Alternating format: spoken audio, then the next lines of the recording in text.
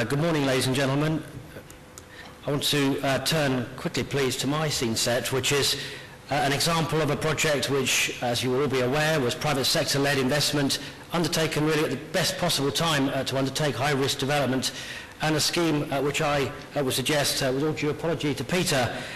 sets a standard in providing a home for the beautiful game. I also want to make the observations that 60,000 seater stadium of this sort are obviously very difficult to develop even in very good times. And in addition to obviously the stadium development itself, many of you will be aware that this scheme secured the upgrading of significant public transport requirements. There were part requirements of the team at TfL, the relocation of a waste transfer site, a number of other very substantial public and other properties that needed to be addressed at the time, and also a host of Section 106 related requirements, which were clearly very expensive to deal with. The point that's really of interest to me here is that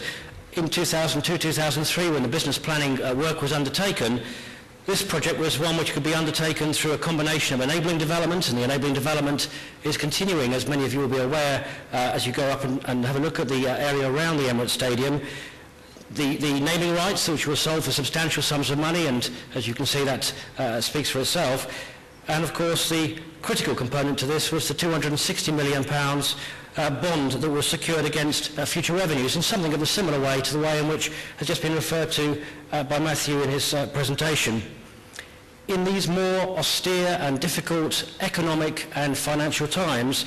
we need new financial models. We can't work in the way that we used to do, where we look, as other speakers have said this morning, at planning gain being the solution to delivering major and complex infrastructure projects, either for the public or for the private, or for public and private sectors together.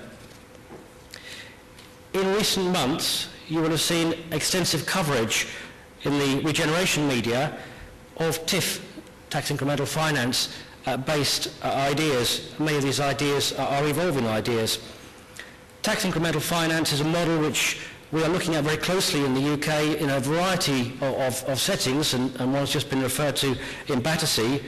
and it does have many of its genesis from the projects which have been successfully completed over very many years in the US, and we've been working closely with colleagues at DLA Piper to look at how some of the lessons from the US can be imported in looking at best practice in the UK. Some of you will have made initial expressions of interest to DCLG, and in the latter part of my presentation I'll come back to the strength of the interest that was expressed at that time. In the short time available, I will confirm what, in the simplest form, I would suggest a TIF scheme comprises, and we can debate some of the alternative models that have been looked at more latterly, update you on prospective pilot projects, and there are a number of very good ones that do deserve a quick review this morning, and make the case study for TIF on the eve of both the budget, which is now anticipated to be at the 24th of this month, and a general election which has been referred to earlier as being coming fairly shortly in May. So, at its simplest level, what is a TIF? The easiest definition I could try to come up with for this morning's purposes is to summarise it as a method of forward funding infrastructure investment by borrowing against projected tax revenues, and we'll come back if you like to that component, created by new property development. It may be helpful to show it in a slightly simplified version, where we have local authority primary investment, initiating the development process by primary investment, although that doesn't have to be the case, and some of the models we're looking at funding infrastructure in a different public-private combination.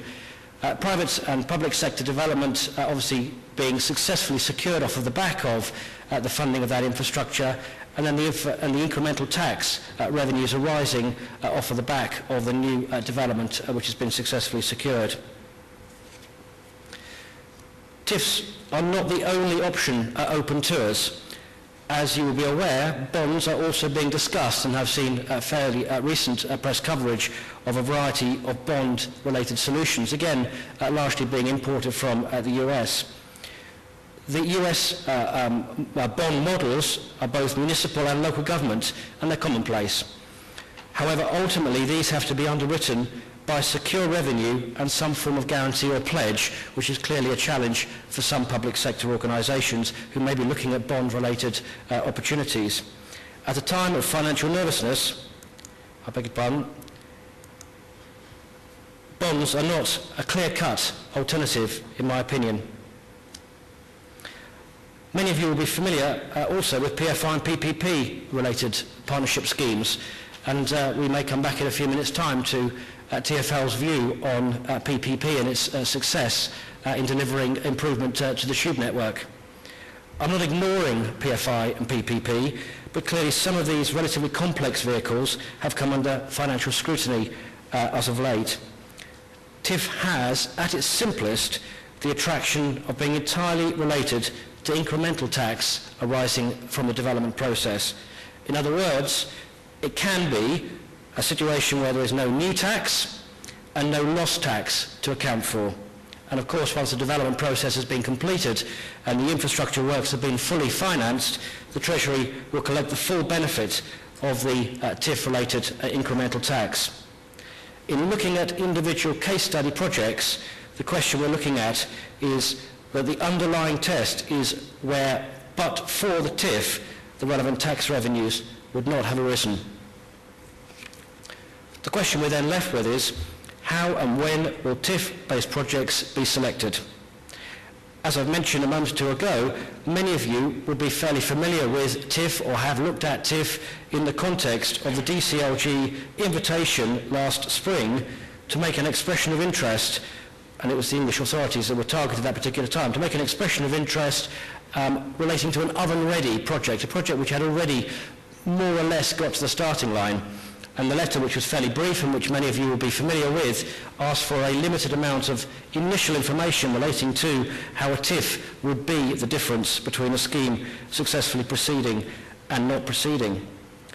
Some 120 expressions of interest were received at that time, and at CBRE we were involved with acting for both public and private sector developers who were looking at how TIF would make that essential difference to success.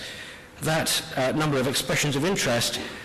equates to some 60% of local authorities in England, representing, I would suggest, a very substantial number, expressing a firm interest in a TIF-based development opportunity.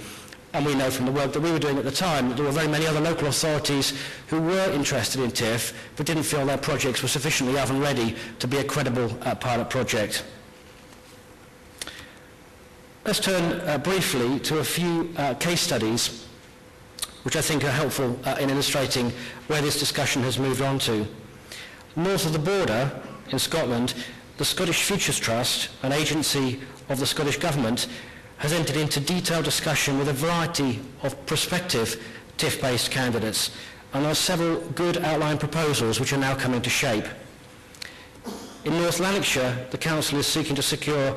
a £600 million Phase 2 regeneration of the Ravenscraig Steelworks. And here you can see both the pre-demolition and post-development master plans for Ravenscraig, and my colleagues Doug Smith and Virginia Beckett, who are working on this project, are in the audience today. Across in Edinburgh, not to be left behind, the City Council is working with Forth Ports to regenerate the Edinburgh waterfront. This comprises some 500 acres between Leith and Granton, and this will be secured, this second phase and further development at the Edinburgh waterfront will be secured, all being well, through a TIF-based development partnership. And that's what you'll see in sunny Leith today. The scheme, when it's completed, will continue to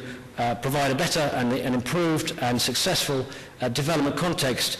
where you will find currently the Britannia moored, and in due course you'll find a successful tram link connecting the centre of Edinburgh and indeed the airport through to and down to the Edinburgh waterfront.